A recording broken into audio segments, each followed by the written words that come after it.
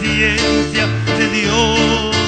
Cuán insondables son sus juicios, e inescrutables sus caminos. Porque de Él y por Él y para Él son todas las cosas. A Él sea la gloria por los siglos. Pónganse de pies, hermanos. Oh, profundidad de la riqueza, de la sabiduría y de la ciencia de Dios. Cuán insondables son tus juicios, e inescrutables tus caminos. Porque de Él y por Él y para Él son todas las cosas. A Él sea la gloria por los siglos. Una vez más. Oh, profundidad de la riqueza, de la sabiduría y de la ciencia de Dios. Cuán insondables son tus juicios, e inescrutables tus caminos. Porque de Él y por Él y para Él son todas las cosas. A Él sea la gloria por los siglos. Amén. Suave. Porque de Él es y para Él.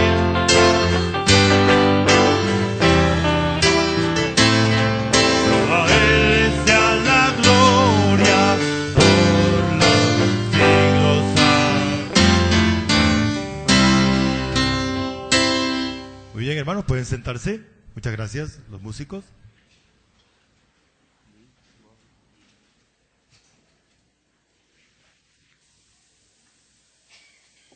En esta mañana vamos a hablar de la comunión práctica, los elementos de la comunión práctica en la iglesia, de la comunión espiritual.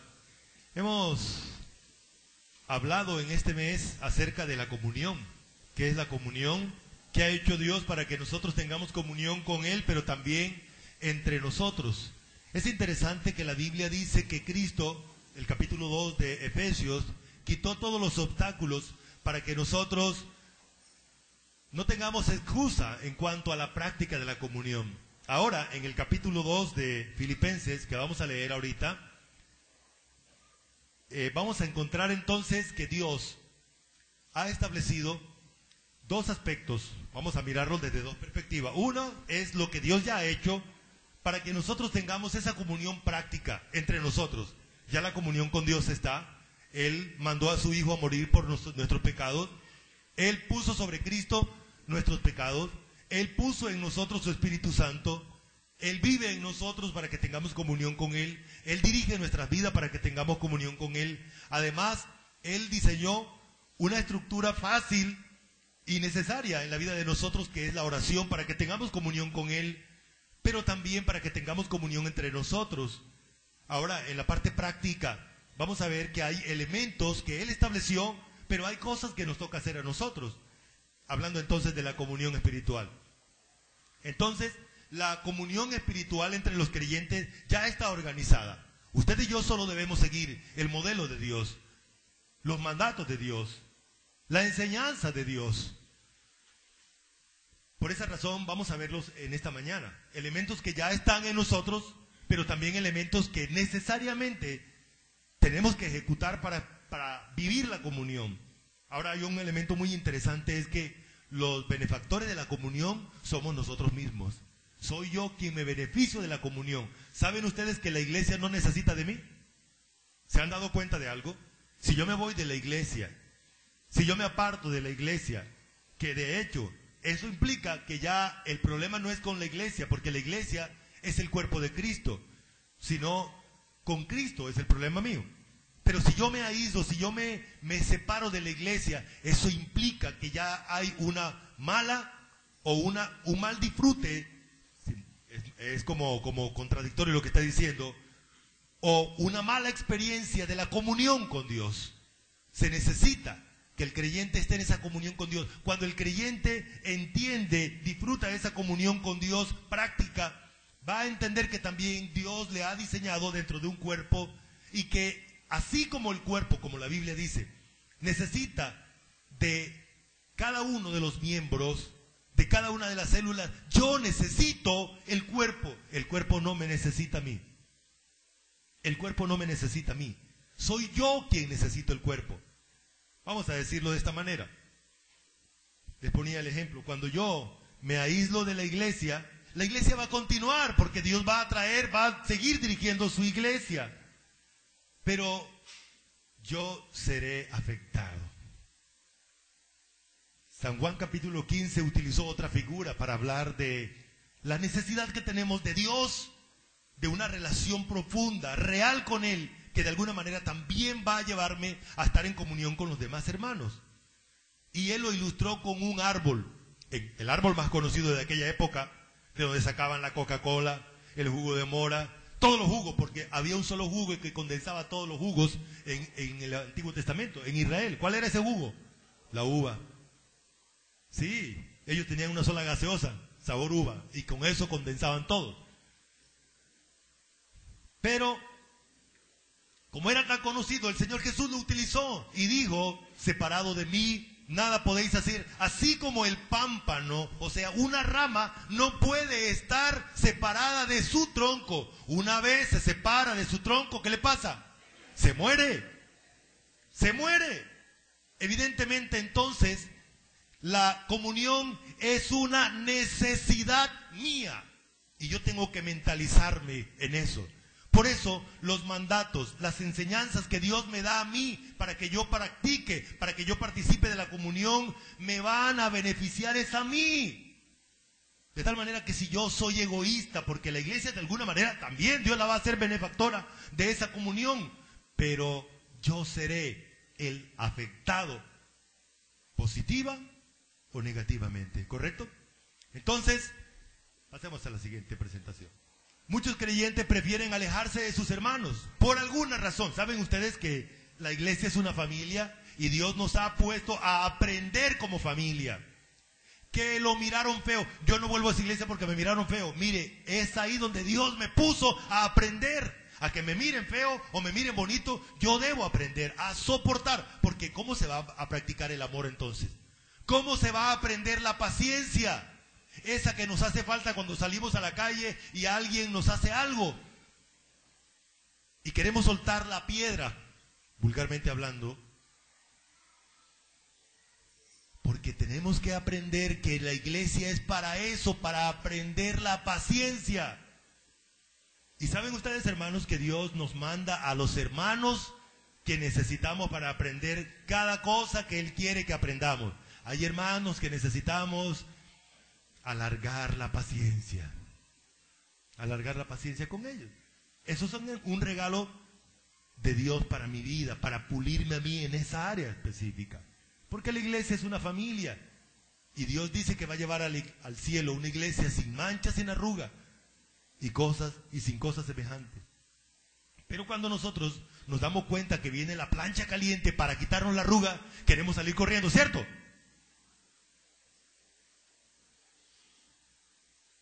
A eso es que me refiero. Para no practicar la comunión, entonces nos alejamos y no queremos que nadie sepa mi vida. Yo quiero tener mi propia vida privada. Pero la Biblia dice que somos un cuerpo, que somos una familia. Es imposible que los hermanos no sepan lo que me está pasando. A ellos les va a doler lo que me duele a mí. A mí me va a doler lo que a usted le duele. Porque Dios nos diseñó como un cuerpo. Eso dice 1 Corintios capítulo 12, ¿cierto? Cuando un miembro se duele, todos los demás miembros del cuerpo se duelen. Cuando a usted le duele la cabeza, todo el cuerpo siente el dolor de cabeza. Es verdad que está localizado en una parte, el sector donde hay la falencia, pero realmente todo el cuerpo va a sentir el malestar. Aún los pies se van a sentir débiles. Aunque es la cabeza y usted no camina con la cabeza. Pero los pies van a sentir la afección.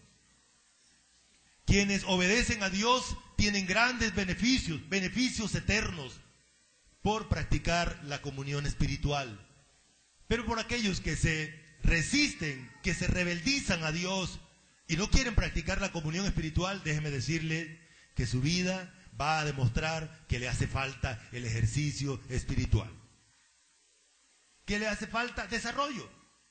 Y usted va a sentir esa falencia.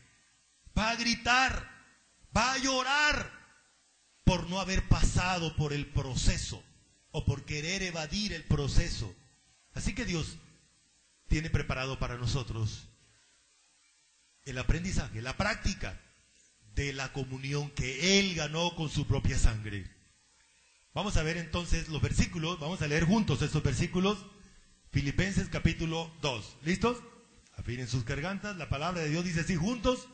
Por tanto, si hay alguna consolación en Cristo, si algún consuelo de amor, si alguna comunión del Espíritu, si algún afecto entrañable, si alguna misericordia, completad mi gozo, sintiendo lo mismo, teniendo el mismo amor, unánimes, sintiendo una misma cosa. Nada hagáis por contienda o por vanagloria. Antes bien, con humildad, estimando cada uno a los demás como superiores a él mismo, no mirando cada uno por lo suyo propio, sino cada cual también por lo de los otros. Haya pues en vosotros este sentir que hubo también en Cristo Jesús. Ahí está el modelo. Ahí está el modelo. Jesús es el modelo. Así que somos cristianos, ¿cierto? ¿Por qué se le llamó a los hermanos de Antioquía cristianos? Porque veían a Jesús reflejado en sus vidas. Porque veían a Cristo. Porque veían la mansedumbre de Cristo. Hay un aspecto que está relacionado con cristianos y es la benignidad. Si pudiéramos decir etimológicamente que cristianos son aquellas personas que se dedican a hacer el bien porque el bien está en su carácter y es una necesidad practicarlo, evidenciarlo. Por esa razón decía que vamos a dividirlo en dos elementos. Aquellos elementos que ya están. Si nos atrasamos un poquito para leer el versículo 1 que dice, gramaticalmente dice, sí hay. Porque no es una condición, es que sí hay consolación en Cristo. Ya la tenemos. Sí tenemos el consuelo del amor, porque tenemos el amor ágape en nosotros y está hablando el apóstol Pablo, o el Espíritu Santo a través del apóstol Pablo, a la iglesia que está en Colosa y a su vez a todas las iglesias neotestamentarias. Así que sí tienen el amor de Dios, el amor ágape, sí tienen la comunión que el Espíritu Santo ya estableció. Esa es una realidad, ya la tenemos. Por esa razón vamos a hablar de los elementos que ya tenemos por ser obra de Dios, porque ya Dios los ejecutó, y aquellos que necesitamos el ejercicio de nuestra voluntad para practicarlo. Obvio que para ello también necesitamos la ayuda de Dios. Los primeros elementos entonces, los elementos divinos de la comunión espiritual que ya tenemos. El primero de ellos, por supuesto, es la comunión, el consuelo en Cristo, la consolación en Cristo Jesús. Ya tenemos la consolación en Cristo Jesús. ¿Qué significa eso? Primero, el término consolación significa que Cristo está al lado de nosotros consolándonos. Pero no solamente tenemos a Cristo consolándonos. Dice que cuando Él se fue, prometió que iba a darnos a otro consolador. Todo creyente, todo hijo de Dios, toda persona que un día ha tenido la experiencia de mirar a Dios y creer en Él, ya tiene al Espíritu Santo, al Consolador. Pero bueno, la consolación es un entramado amplio que pudiéramos pasar aquí gran parte del día hablando de ellos. Parte de la consolación es que Dios usa este maravilloso libro y cada vez que usted tiene una experiencia, porque la Biblia es solo un instrumento por el cual usted y Dios pueden interactuar. Cuando usted se sienta con la Biblia a leerla, a meditarla, a oírla en una exposición, es Dios el que está hablando a usted, en persona. Eso dice la Biblia. Por esa razón dice Hebreos capítulo 12, versículo 25, Mire bien, no sea que usted esté despreciando. Mirad que no desechéis a aquel que habla. En el versículo 1 del capítulo 1 dice que es Jesús mismo el que está hablando, porque antes habló por los ángeles, después por los profetas, pero ahora está hablando Jesús mismo, aquel que utilizó a los hombres para escribir este libro. Cuando usted habla la Biblia, entonces está hablando con Jesús, está oyendo al autor de la Biblia. Y así entonces Dios hace que esa consolación se pragmatice, se evidencie en su vida. Otra manera como Dios pragmatiza la comunión, o la consolación, perdón, es a través de las dificultades. A través de las dificultades. ¿Qué hace Dios cuando usted tiene dificultades? En ese momento, Dios se encarga de mostrarle que Él está con usted. No importa cuán difícil esté. No importa cuán difícil tenga que pasar el camino, las luchas, pero Dios va a evidenciar. ¿Ha experimentado eso? Cuando se enferma, cuando no hay alternativa. Yo estaba pensando que a veces nosotros hemos tratado de tomar a Dios y lo bajamos de su divinidad y lo ponemos en un entorno humano. Por ejemplo, a nosotros nos gusta, nosotros creemos que quienes sanan nuestras enfermedades son los médicos o la medicina, ¿cierto? Y entonces cuando le dan a uno una pastilla le dicen, ¿qué le dicen? Póngale fe. Y nosotros decimos, es la pastilla. Pero resulta que Dios, desde el Antiguo Testamento y el Nuevo Testamento, nos dice que realmente los médicos, la medicina y cualquier elemento humano puede ser un instrumento de Dios, si Él quiere. Pero Dios no necesita de eso. De hecho, que la medicina es una práctica muy antigua, ¿no? Pero es Dios el que sana. Uno de los nombres se encuentra aquí, el hermano Rafael. Eso significa que Jehová es el que sana. No es los médicos, no es la medicina, no es el examen que me tomaron. Es Dios el que sana. Porque de hecho, Él en persona es el que nos consuela. Eso es lo que nos indica entonces la Escritura. En los momentos difíciles, en las dificultades, Dios va a evidenciarnos esa verdad. Soy yo. Nosotros nos enfocamos mal en la enfermedad, nos enfocamos en la medicina o en los médicos. No, cuando pase cualquier cosa en la vida de nosotros, debemos enfocarnos ¿en quién? En Dios. En Dios. Muy bien. Tenemos también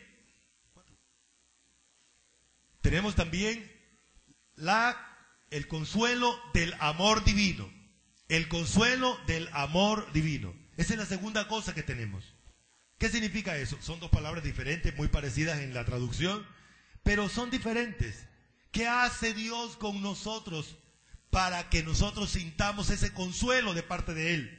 Deposita en nuestros corazones el Espíritu Santo. Vamos a leer los versículos para que luego entonces podamos dar la explicación. Hay varios versículos allí que nos hablan del amor ágape. Por tanto, si hay alguna consolación en Cristo, si algún consuelo de amor, si alguna comunión del Espíritu, si algún afecto entrañable, si alguna misericordia, completad mi gozo sintiendo lo mismo, teniendo el mismo amor, unánimes, sintiendo una misma cosa. Sigamos en el Antiguo para que veamos los versículos.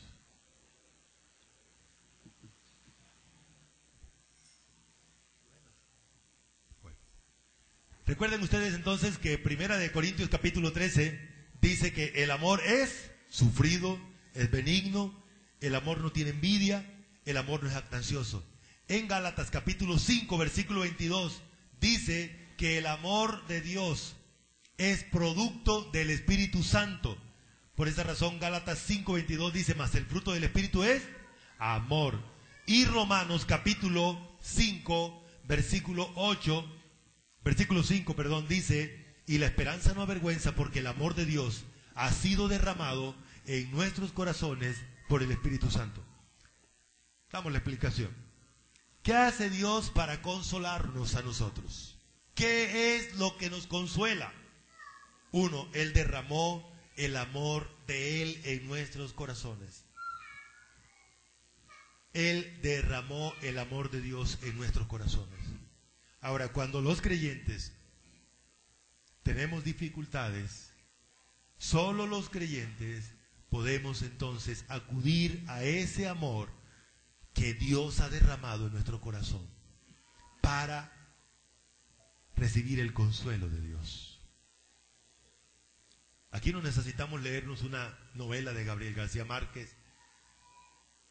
Aquí no necesitamos a Pablo Coelho, a Pablo Neruda. El amor verdadero son hechos prácticos, reales, genuinos. Es un interés hacia la otra persona verdadero. Y de eso es lo que nosotros debemos hablar como creyentes. Eso es lo que nos consuela. Así que, ¿qué ha hecho Dios para que nosotros practiquemos la comunión espiritual? Ha derramado en nosotros el amor. Ningún creyente está exento del amor. Todos tenemos el amor de Dios. Por eso todos podemos amar. Y todos debemos amar. ¿Correcto? Muy bien. El tercer elemento entonces que tenemos es la comunión del Espíritu. La comunión del Espíritu. Y es entonces en Efesios capítulo 4. Efesios capítulo 4. El versículo 3 dice: solícitos en guardar la unidad del Espíritu en el vínculo de la paz. Un cuerpo, un espíritu, como fuisteis también llamados en una misma esperanza de vuestra vocación. No sé si han oído ustedes esta expresión. En estas iglesias sí tienen el Espíritu Dios, el Espíritu Santo, pero el Espíritu en esta otra iglesia está apagado. Es una enorme mentira. El Espíritu Santo es una persona divina. Él no tiene límites. Él mueve la iglesia. Él hace que la iglesia esté reunida en esta mañana. Quien nos levantó en esta mañana para que estemos aquí es Él. Es Dios. Es Dios. Pero una de las personas que nos motiva, inclusive cuando vamos a orar, el Espíritu Santo es el que nos motiva a orar. Es el que nos lleva a orar. Es el que hace que oremos conforme a la voluntad de Dios. No somos nosotros, es Él. Por esa razón, el resultado de eso que hace el Espíritu Santo es la comunión del Espíritu. Volvemos otra vez al concepto de comunión. Si en español dividimos la palabra comunión, tenemos dos palabritas. ¿Cuáles son esas? Común y unión. Eso concuerda con el significado del idioma original, porque nos indica que todos estamos unidos en un elemento, en un solo elemento, pero al mismo tiempo todos tenemos ese mismo elemento y por esa razón estamos unidos. Por esa razón estamos unidos. Por esa razón el concepto de comunión del Espíritu es que tenemos al mismo Espíritu Santo y ese Espíritu Santo tiene la capacidad de mantener toda la iglesia cohesionada, unida, fusionada, dirigida. Porque la Biblia dice que Él tiene la capacidad de llevar la iglesia hacia la misma dirección, hacia el mismo propósito. Entonces tenemos la comunión del Espíritu. Ahí tenemos algunos versículos. La gracia del Señor Jesucristo, el amor de Dios y la comunión del Espíritu Santo sea con todos vosotros. Solícitos en guardar la unidad del Espíritu en el vínculo de la paz. Muy bien, ahí tenemos el versículo. Y el versículo de 2 de Corintios, capítulo 13, nos habla entonces de la comunión del Espíritu Santo. Un cuarto elemento que tenemos dentro de lo que ya Dios ha hecho es un afecto entrañable. ¿Qué significa eso? ¿Qué significa eso? Hermanos, cuando la Biblia dice que Dios hizo un nuevo ser, una nueva criatura, indica que hizo un ser con sentimientos diferentes, con sentimientos especiales. Eso significa que Dios creó un nuevo corazón, unas nuevas emociones para nosotros, para que sintamos, para que nos queramos como hermanos en Cristo Jesús. Una de las cosas que nos preocupa hoy en día es que hay ideas que parecen frases de cajón, que no tienen un sentido práctico, como esa, hermanos. ¿Cómo así que hermanos? Discúlpeme. Y yo no quiero que mi hermano sepa lo que me pasa. Con algunos he tenido el privilegio de compartir. Cuando comencé mi vida cristiana, Dios tuvo que pasarme por procesos para que pudiera aprender que si Él me puso en una familia, esa convivencia familiar no es superficial, es real, es concreta, es genuina. Eso de que nos llamemos hermanos, pero hermano, usted por allá y yo para acá. No se me acerque mucho, no se me acerque mucho. ¿Cómo así? Si somos hermanos en Cristo Jesús, si vamos a compartir la Nueva Jerusalén por la eternidad. Acostúmbrese, hermano, acostúmbrese.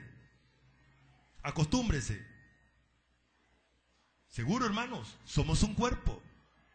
Si Dios nos ha dotado para que practiquemos esa comunión, entonces debemos hacerlo. Ya decíamos al principio que quien va a sentir la falta de la comunión soy yo.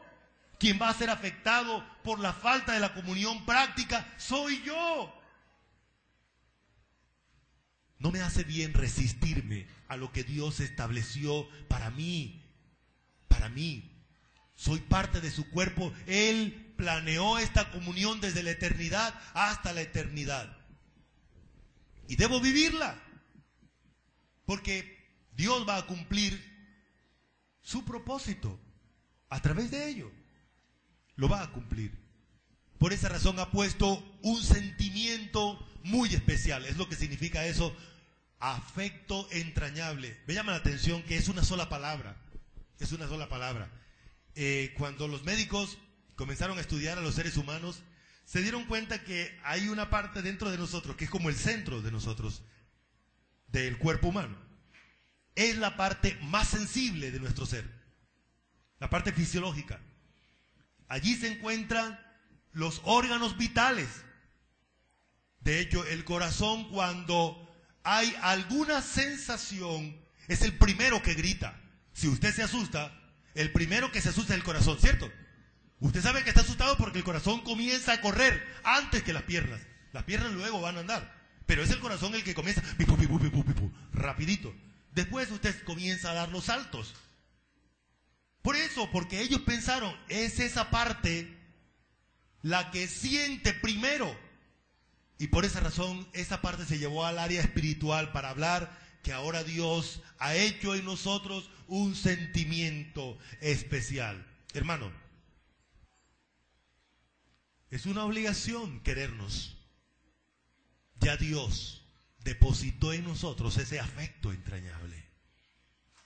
Cuando estudiamos la palabra amor en la Biblia, esta es una de las clases de amor, porque es un afecto. De hecho, hay versículos que lo traducen como amor.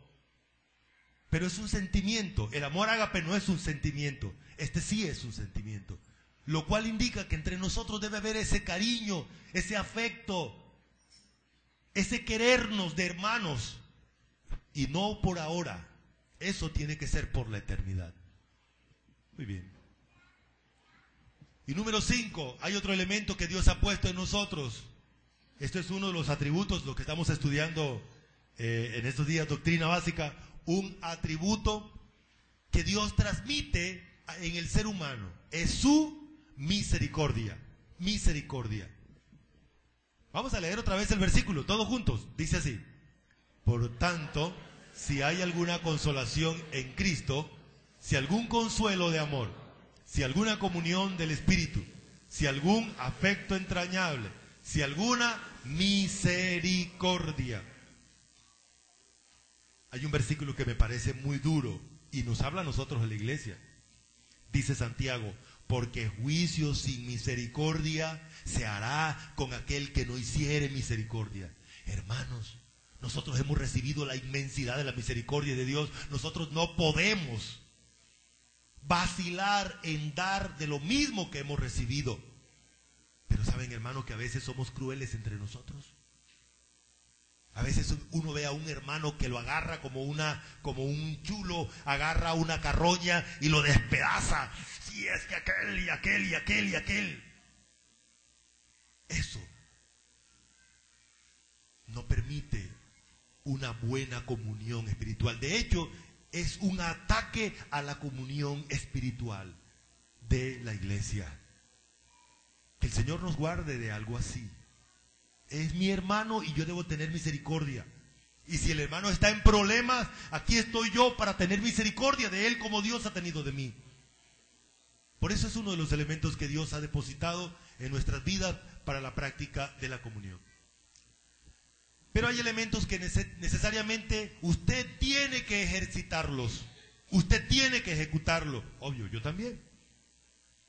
Vamos a meternos de una vez en ellos. El primero de ellos es el gozo. El gozo también ya está. Pero ahora estamos hablando lo saqué de la lista anterior, porque lo tenía en la lista anterior, y lo pasé acá porque la Biblia hace énfasis que el gozo hay que madurarlo. Por esa razón dice el versículo, completad mi gozo. Comienza hablando el versículo 2. ¿Qué significa? Si ya el gozo lo tenemos completo porque es fruto del Espíritu Santo. ¿A qué se refiere con completar? El término completar es el término madurarse. ¿Y cómo se madura el gozo? Por la práctica. ¿Cómo aprende usted a manejar bicicleta? Bueno, montándose en la bicicleta y dándose golpes hasta que por fin la bicicleta sale sola, usted dándole pedales, ¿cierto? ¿Cómo aprende a jugar fútbol? Lo mismo, dándole pata a la pelota. Y es así entonces como el gozo se madura. Pero ¿cómo es el gozo? Vamos a hablar ahorita de cómo es ese gozo. Vamos a leer los versículos y luego los explicamos. Completad mi gozo sintiendo lo mismo, teniendo el mismo amor, unánimes, sintiendo una misma cosa. Hermanos míos, tened por sumo gozo cuando os halléis en diversas pruebas, sabiendo que la prueba de vuestra fe produce paciencia.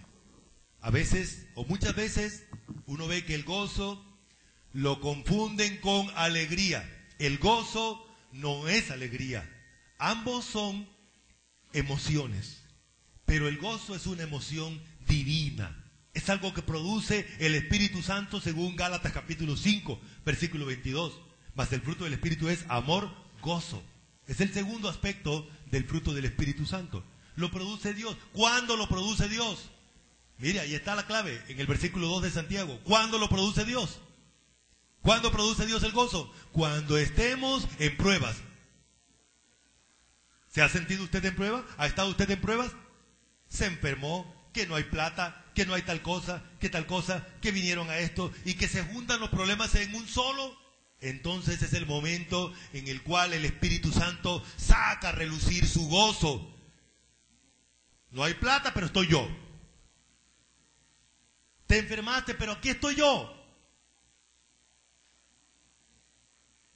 Si recuerdan un hombre en el Antiguo Testamento que la mujer quería un hijo y sufría y lloraba mucho por un hijo, ¿y qué le dijo él? Le dijo Elcana, ¿acaso no te soy yo mejor que 10 hijos?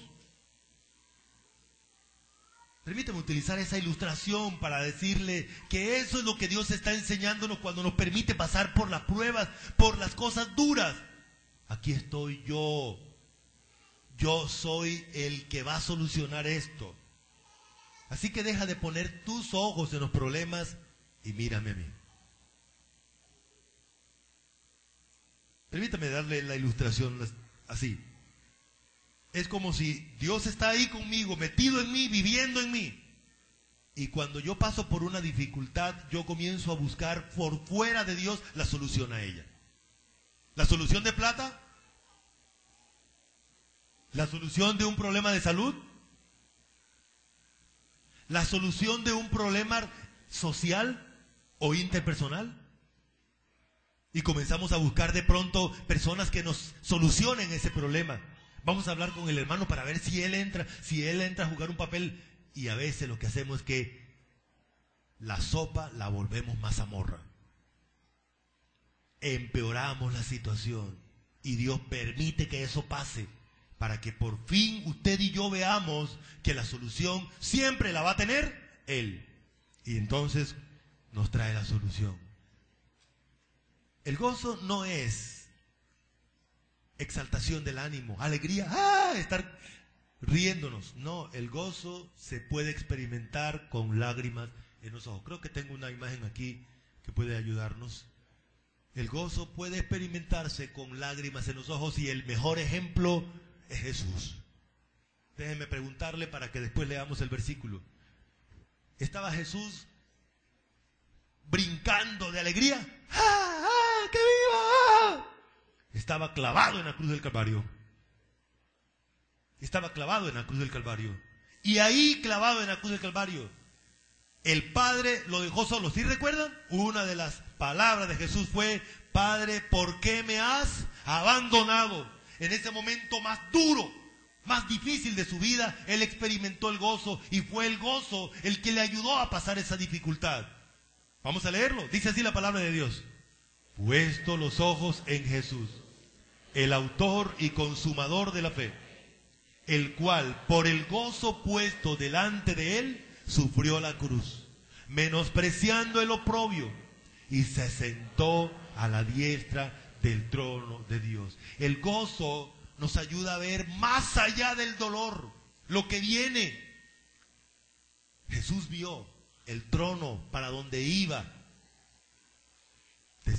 después de pasar por este momento difícil. ¿Dónde estaba Jesús cuando estaba gozoso allí? ¿Dónde estaba? ¿Dónde estaba? En la cruz, hermanos. En la cruz. Así que el gozo es una emoción especial que Dios ha diseñado para nosotros experimentarla en los momentos duros, difíciles. ¿Sí estamos? Ok. Pasemos a la siguiente. Es sentir lo mismo. ¿Cuánto nos hace falta sentir lo mismo entre nosotros? El término sentir es el término pensar. Es una comunión mental y emocional. Sigamos. Este término en la Biblia se usa para tener la misma mente. ¿Qué ha hecho Dios para nosotros, para que nosotros podamos pensar lo mismo, sentir lo mismo? Dice que ha puesto en nosotros la mente de Cristo. Usted y yo tenemos una mente individual, cada uno tiene una mente. Pero Dios, en el nuevo hombre que ha creado en nosotros, diseñó una mente que compartimos todos aquellos que somos de Dios, todos aquellos que somos hijos de Dios. Y con esa mente vemos más allá. Con esa mente podemos entender. Pero la mente también nos hace sentir. Por esa razón se traduce de manera correcta el término sentir, porque los sentimientos hacen parte de nuestra mente. Los sentimientos son pensamientos. Por esa razón, para poder sentir lo mismo, hay que ejercitar la mente hacia lo mismo. ¿Qué estamos haciendo esta mañana? ¿Dónde tenemos los ojos todos? Miren, todos tenemos los ojos allá. ¿Qué aparece allá? Aparecen versículos de la Biblia. Todos estamos pensando hacia lo mismo, en lo mismo. Estamos estudiando lo mismo. Eso es lo que la Biblia dice, un mismo sentir. Un mismo sentir. Eso indica también que debemos tener los ojos puestos en la misma doctrina. ¿Cuál es la doctrina de nosotros? Aquí está, la Biblia. La Biblia. No tenemos necesidad de utilizar otro libro. Bueno, utilizamos otros libros para que nos ayuden a entender la Biblia, pero no para sustituir la Biblia. ¿Correcto? De hecho, que la Biblia misma se interpreta a sí misma, se explica a sí misma. Llegar a tener una misma opinión por lo mismo, porque como todos estamos estudiando la Biblia, cuando vamos a pensar, por ejemplo, del Espíritu Santo, ¿quién es el Espíritu Santo? A propósito, de en estos días que estamos estudiando en el Instituto Bíblico, que hemos dicho, el Espíritu Santo no es la tercera persona de la Trinidad, porque la Biblia no dice eso. La Biblia dice que el Espíritu Santo, el Padre y el Hijo, son coiguales. Son coiguales. Y decir que hay una persona de tercera categoría, eso es contradictorio a lo que dice la Biblia. ¿De dónde sale eso? De estudiar la Biblia. De estudiar la Biblia, ¿correcto? Que el Espíritu Santo no es una paloma. Porque la Biblia dice que el Espíritu Santo es espíritu y no tiene cuerpo. Si leemos bien Hechos capítulo 2, cuando dice que el Espíritu Santo descendió en forma de paloma, pero no dice, o como paloma. Es la manera como descendió sobre los creyentes, los 120 creyentes que estaban allí. Pero la Biblia no dice en ninguna parte que el Espíritu Santo es una paloma. ¿Correcto? Entonces, eso nos ayuda a tener un mismo sentir, porque tenemos la misma doctrina. Leemos la Biblia y la Biblia forma en nosotros una sola mentalidad, una sola forma de pensar, pero también una sola forma de sentir las cosas. ¿Correcto? ¿Por qué no nos ponemos a cantar aquí, manda fuego, Señor, o llénanos de tu Santo Espíritu? No, porque ya tenemos el Espíritu Santo. La Biblia dice que ya lo tenemos desde el día que creímos. Entonces, por esa razón, la Biblia va formando en nosotros un mismo sentir. ¿Estamos correctamente? Para eso se necesita, entonces, estudiar la Biblia, crecer en el conocimiento espiritual todos los días, para que tengamos un mismo sentir. 3. Tenemos el mismo amor divino, el mismo ágape. El mismo ágape. A eso se refiere. Vamos a leer. Adelante. Adelante. Tenemos el mismo ágape. Y dice que ese ágape de Dios no se envanece, no tiene envidia, no todo lo sufre, todo lo cree, todo lo soporta, no se irrita por cualquier cosa, no guarda rencor, no es jactancioso, nunca deja de ser. Así que si alguien viene a usted a meter el dedo en la boca y decirle, ya se acabó el amor. ¿Cuál amor? El amor de Dios nunca deja de ser. Ok. Ahí tenemos los versículos. No vamos a leerlo por causa de tiempo. Número 4. Tenemos, para poder practicar la comunión, necesitamos tener una misma alma. ¿Qué significa eso? Bueno, ¿han leído en la Biblia esta palabra? Unánimes. Unánimes. De hecho, a eso se refiere. Una. Y la palabra ánime es la palabra alma, alma, alma. La palabra latina ánime es alma. Tenga ánimo, estamos diciendo tenga alma, póngale alma a las cosas. Por esa razón, sigue adelante por favor. Unánime es la unión de almas, emociones, mentalidad. Es una identidad personal de la iglesia. La iglesia es una sola. Y la iglesia tiene que aprender a tener una misma alma. Vuelvo otra vez a repetir, todos tenemos cada uno su propia alma porque hace parte de su identidad personal. Pero Dios dice que debemos unir nuestras almas hacia un propósito, hacia Él. Debemos unirnos. Por ejemplo, esta mañana todas nuestras almas están unidas. ¿Qué estamos haciendo aquí? Estamos adorando a Dios. Estamos aprendiendo de Dios. Eso hace que todas nuestras almas se unifiquen hacia un solo aspecto, hacia una misma dirección. Quizás el ejemplo que tenemos allí, todas las personas enfocadas hacia la misma palabra de Dios. ¿Qué estaba pasando en la iglesia de Corintios? En la iglesia de Corintios los hermanos no podían hacer lo que estamos haciendo aquí. Habían 4 grupos.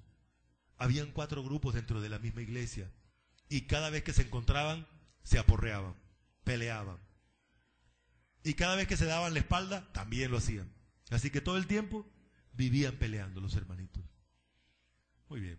¿Cómo hacemos para que practiquemos esa unanimidad? Ore. Ore. Usted tiene su tiempo de oración. Ore por cada hermano de la iglesia. Ahí tenemos a Hechos, capítulo 1, versículo 14. Dice que a través de las oraciones, dice que las mujeres estaban unánimes con los hermanos. Se reunían como iglesia a orar los unos por los otros. Así que eso hace que la iglesia se mantenga unánime. Las oraciones. Otro, la cena del Señor. La cena del Señor es para que la iglesia pragmatice la unidad, la comunión. Es a través de la cena del Señor como la iglesia practica entonces la unanimidad. Las reuniones, de toda clase de reunión en la iglesia, congréguese, congregarse, hace que usted disfrute de esa unanimidad. También la fe. Si usted va desarrollando la fe a través del estudio de la palabra de Dios, usted también va desarrollando la unanimidad con los demás creyentes. La adoración a Dios. Y por supuesto se necesita tener disposición para ello. Aquí viene otro elemento importante dentro de la práctica de la comunión. No actuar por contienda. Hermanos, a nosotros los colombianos nos gusta pelear. Vaya, mire todos los días lo que aparece por la televisión. Cada ratico, a un colombiano, cualquier cosita, enseguida le da la justificación aquí. Vivimos armados. Somos como una bomba de tiempo. Estamos armados. Inmediatamente nos quitan el seguro como una granada. Inmediatamente nos quitan el seguro. Enseguida, ¿qué pasa? Nos explotamos. Sí, Señor. Pero la iglesia de Dios no le permite Dios vivir así. En la iglesia no debe haber contiendas. Eso no significa que no haya diferencias. Eso no significa que el uno piense de una manera y otro piense de otra manera. Precisamente los elementos anteriores nos ayudan a ponernos de acuerdo. Es más, las diferencias de pensamiento nos ayudan a enriquecernos. Algunos dicen, no, pero ¿por qué no hacemos esto así? ¿Por qué no hacemos esto así? Y así poco a poco nos vamos enriqueciendo todos. Pero la participación en la iglesia no es para que peleemos. Vamos a leer otra vez ese versículo. Es el versículo 3. Leamos el versículo 3. Dice así: nada hagáis por contienda o por vanagloria, antes bien con humildad, estimando cada uno a los demás como superiores a sí mismo. Mire, una de las cosas que hace que haya contienda en la iglesia es el chisme. El chisme. ¿Qué es el chisme? El chisme es ser un espía, buscar, investigarle la vida a otra persona para hacerle daño, para luego decirle a otros lo que la otra persona tiene. ¿Y saben ustedes que ese es un delito grave delante de Dios? Es Proverbio que habla mucho de eso. Y dice que cuando se va el chismoso, se acaban los pleitos dentro del pueblo, dentro de la familia. Hermanos míos, Dios ve el chisme tan feo que inclusive le tiene una palabra interesante. ¿Sabe cuál es la palabra? Una de las palabras para chisme en el Nuevo Testamento: diablo. Interesante. Porque eso es lo que hace el diablo. Averiguarle la vida secreta a las personas para publicársela. Y hoy en día si tienen el Facebook o el Twitter, peor.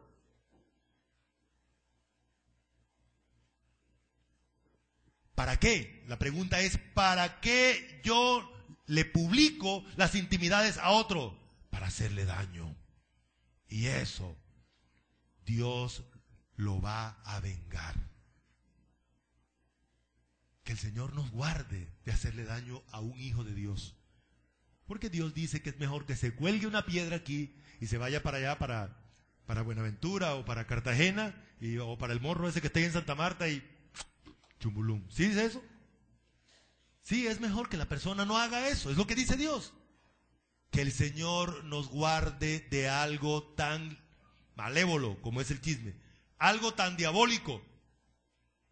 Bueno, ¿y sabe qué es la otra cosa? ¿Cuál es el otro gran problema de la persona que ya tiene el deseo de hacerle daño a su hermano? Es que si no hay cosas, entonces las inventa. Si no hay cosas, si no le encontró cosas allí, entonces las inventa. Bueno, sigamos. Vamos a ir rápidamente, no vamos a leer los versículos, usted puede mirarlo hacia allí. Pero las contiendas surgen, ¿por qué? Por falta de humildad. Por falta de humildad. Si una de las personas se humilla, entonces ya no hay pelea. Ya no hay pelea, porque una persona cuando se encuentra peleando sola, ¿qué le pasa? Dice, yo no soy loco, no soy loca. Entonces se guarda en sí mismo. Aunque hay personas que pelean hasta solas, ¿no? Las contiendas surgen porque yo no estimo al otro como superior. Mire, yo hubiera hecho eso mejor que usted. Indica que la persona cree que el otro es inferior. Uno de los grandes problemas que tenemos en nosotros es eso. Las mujeres creen que los hombres son bobos. Los hombres creen que las mujeres son bobas. Y esta es una historia de toda la vida. Pero la Biblia dice que debemos estimarnos los unos a los otros como superiores. Sigamos. Las contiendas perturban. Dice Santiago que si tenéis celos amargos y contención en vuestro corazón, no os jactéis ni mintáis contra la verdad. Porque donde hay celos y contención, allí hay perturbación y toda obra perversa. ¿Qué es perturbación? Se acaba el disfrute de la paz. No hay tranquilidad, no se duerme bien. No aprovecha la comida. Usted come y la comida, yo no sé, pasa derecho. O engorda, sí, ¿verdad? Las contiendas producen toda clase de perversión. Bueno, porque si me hizo esto, entonces yo voy a hacerle algo peor para que le duela más. Sigamos. Las contiendas son obras de la carne. Y a propósito de eso, hay un alimentador de la contienda y es el diablo. A él sí le gusta que la gente pelee. Y sobre todo que los hermanos de la iglesia peleen. ¿Sí les gusta? Ya recuerdan que una de las obras de él es los chismes. Las contiendas buscan que se haga lo que yo quiero. Una persona peligrosa, una persona contenciosa, aquella persona que busca establecer lo que piensa, lo que quiere. No, lo que yo quiero, lo que a mí me gusta. Esa persona tiene que bajarse de su orgullo y humillarse. Es la solución. El otro que no quiere pelear con él, ¿cómo soluciona ese problema? Si es la esposa o el hermano o lo que sea. Comience a orar, pero no se iguale, porque entonces habrá dos contenciosos a quien Dios tendrá que disciplinar. ¿Correcto? Es mejor que haya uno, y ojalá que no sea usted. 6. No actúe por vanagloria. Yo soy el mejorcito, yo soy el que mejor, yo soy el que... ¿Cómo se ve el vanaglorioso? El vanaglorioso tiene una lupa bien grande, invisible para usted. Invisible para él también muchas veces. Pero él siempre está buscando los errores de las demás personas. Si alguien hizo esto, el que hizo ese reloj está mal hecho. Mire, el 2 no le quedó bien la vueltica. Claro, yo soy el fabricante de reloj, competencia de este. En fin, todo lo que otros hacen que no sea él, está mal hecho. O ella está mal hecho. Esa persona sufre de vanagloria. A propósito, ¿por qué se llama vanagloria? Porque solo hay una gloria verdadera, la gloria que Dios nos da. Todas las demás glorias que el ser humano quiera obtener por su propia fuerza serán para su propia destrucción. El ser humano que se busca engrandecer o gloriarse a sí mismo, Dios lo tomará como su adversario y lo aplastará. Le aplastará el orgullo. Porque recuerden, eso es lo que dice, el que se exalta será humillado. Y el que se humilla, exacto. Otra vez el ejercicio, el que se exalta y el que se humilla, esa es una enseñanza de toda la Biblia, hermano, del Antiguo Testamento al Nuevo Testamento. Dios le dijo al pueblo de Israel, cuando mi pueblo se humille, yo lo sacaré de allí, de esa situación. Mientras tanto, no. A propósito, ¿saben ustedes por qué Dios nos pasa por circunstancias a veces dolorosas? Precisamente para eso, para destruir nuestro orgullo. No nosotros, porque el peor enemigo que usted tiene, ¿sabe cuál es? Su orgullo, su propio ego, su propio yo. Y Dios está ofendido con ese agente maligno que está allí. Y para pasarnos a nosotros a depender de Él y no de nuestro orgullo, necesitamos un trato especial de parte de Dios. La vanagloria te aleja de tus hermanos. Hay otra por allí. Señor, ayúdame hoy a no hacer por contienda ni por vanagloria, a no mirar lo mío propio, sino pensar en lo de los demás. Saben, hermanos, que el orgullo tiene muchas manifestaciones. Una de ellas es la vanagloria.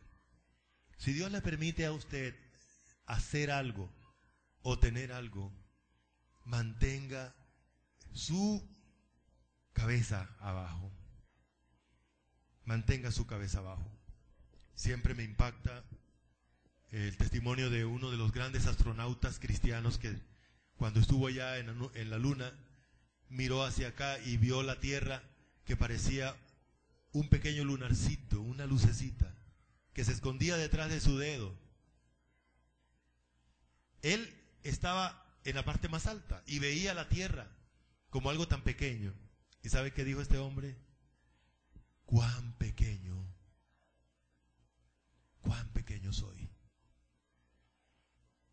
el egoísmo nos hace creer que somos más grandes que los demás. Eso es lo peor que nos puede pasar, hermanos. Por esa razón, seguimos. Necesitamos la práctica de la humildad. Por esa razón el versículo dice, antes bien, con humildad. ¿Qué es la humildad? Es reconocer nuestra limitación. Reconocer lo que somos, hermanos. Hermanos, somos tan pequeños y somos tan frágiles. No aguantamos una caída de 10 metros. No la aguantamos, nos reventamos. Si nos metemos en lo profundo del mar, sin protección, si nos metemos unos 5 metros en el mar, la presión del agua revienta nuestros oídos. Si nos metemos más abajo, la presión del agua revienta nuestro cuerpo. Mire cuán frágiles somos. Pasa un pedazo de zancudo por ahí, infectado de cualquier virus, y ¡pum! Nos acaricia, como ellos saben hacerlo, y enseguida nos enfermamos. ¿Sabe por qué? Porque somos frágiles. Somos frágiles. Entonces la humildad es eso, reconocer que si hoy vivo aquí, si hoy pueden mis pulmones soplarse, botar el aire, mi corazón latir, es porque Dios me ha dado ese privilegio. No soy independiente. Dios me ha sostenido, me ha dado vida. Eso es lo que significa humildad. Si hoy tengo un peso en el bolsillo, es porque Dios me lo ha dado. Eso es por el sudor de mi frente. Si yo no trabajo, entonces aquí nadie. Dios nos guarde. Dios nos guarde, porque eso es orgullo. La humildad significa reconocer que Dios es el que nos da todas las cosas, que dependemos de Él. El modelo lo tenemos allí. Por favor, Luis, ¿nos ayuda leyendo? Vosotros me llamáis maestro y señor, y decís bien porque lo soy. Pues si yo, el Señor y el Maestro, he lavado vuestros pies, vosotros también debéis lavaros los pies los unos a los otros. Qué maravilloso ejemplo, pero también qué oportunidades de humildad nos da Dios. ¿Cómo practicamos la humildad? ¿Cómo ayudamos a nuestro orgullo para que no salga corriendo hacia arriba, para que no se vanaglorie, para que no se jacte? Sirviendo, hermano. Sirviendo. Aproveche la oportunidad que Dios le da para servir. Dios nos enseña a practicar la humildad. No se aleje, no corra. Aprovéchela. Aprovéchela. Así como el Señor Jesús lo hizo. 8. Estimar a los demás como superiores a mí mismo. Qué interesante. No se puede amar a una persona si no le doy el valor que tiene la otra persona. De eso se trata el amor ágape, el amor de Dios. Y eso es lo que Dios hizo. Dios, siendo pecadores, siendo insignificante, porque Dios dice que somos como el polvo de la tierra. Mire, compara Dios la vida de nosotros como 3 horas. Como algo tan pequeño. Dice que la vida de nosotros es como una flor. En la mañana está floreciente, pero en la tarde ya murió. Somos tan volátiles. Y sin embargo, el Dios de la Biblia, el Dios todo soberano, nos ha dado un valor grande. Ahora nos llama a sus hijos, nos llama santo, nos llama justo. Y dice que va a llevarnos a su reino por la eternidad. Eso es inmerecible. ¿Pero qué significa eso? Que ahora tenemos un valor inmenso, infinito para Dios. Entonces, ¿qué te cuesta dárselo a tu hermano? Y más cuando Dios ordena que lo hagas. ¿Quién es tu hermano? Es superior a mí. ¿Quién es mi hermano? Es superior a mí. ¿Eso qué significa? No lo sé, pero la Biblia lo dice. Bueno, por lo menos des esa explicación. Eso significa realmente que el problema es que nuestro orgullo cega nuestros ojos, y al orgullo de nosotros nos gusta ver a los otros como cucarachitas, ¿no? Pequeñitos. Es más, uno a veces ve personas que son bajitas y el otro es alto, pero lo ven pequeñito. Y si se lo deja a usted, lo acaba. Porque así somos los seres humanos. El orgullo no nos deja valorar a la otra persona. Sigamos. Estimar es la forma de pensar acerca de mi hermano. Es valorarlo como Dios lo valora. Es no menospreciarlo. Ahí está la palabra. ¿Qué es menospreciar? Quitarle el precio que tiene. Si valía 1000, entonces, no, hombre, eso apenas vale como 50. No, si Dios dice que para él, mi hermano, vale porque él entregó su vida por él, para mí también vale. Para mí también vale. Así que, miren esta frasecita. Pienso, luego actúo. Por esa razón se llama estimar. Pienso, luego actúo. Estimar entonces es pensar acerca de mi hermano. ¿Cómo hago yo para estimar a mi hermano? Pienso lo que Dios ha hecho por mi hermano, lo que Dios dice para mi hermano. Cuando la Biblia dice que mi hermano es santo, para mí mi hermano es santo. Estimo, luego trato bien a mi hermano. ¿Otra vez? Repitan conmigo. Pienso, luego actúo. Estimo, luego trato bien a mi hermano. ¿Qué pasa cuando trato mal a la otra persona? Bueno, mire, el proceso es revertido. Ok. No mirar por lo suyo propio. ¿Eso qué significa? Hermanos, que las cosas a mí no solamente me tienen que importar lo mío. A propósito, que lo mío no es mío, ¿no? Es de Dios. Pero yo no debo enfocarme solamente en las cosas mías. Yo no debo cuidar solamente lo mío. A veces pienso cuando pasan algunos taxis y no respetan el hueco y pasan por donde sea.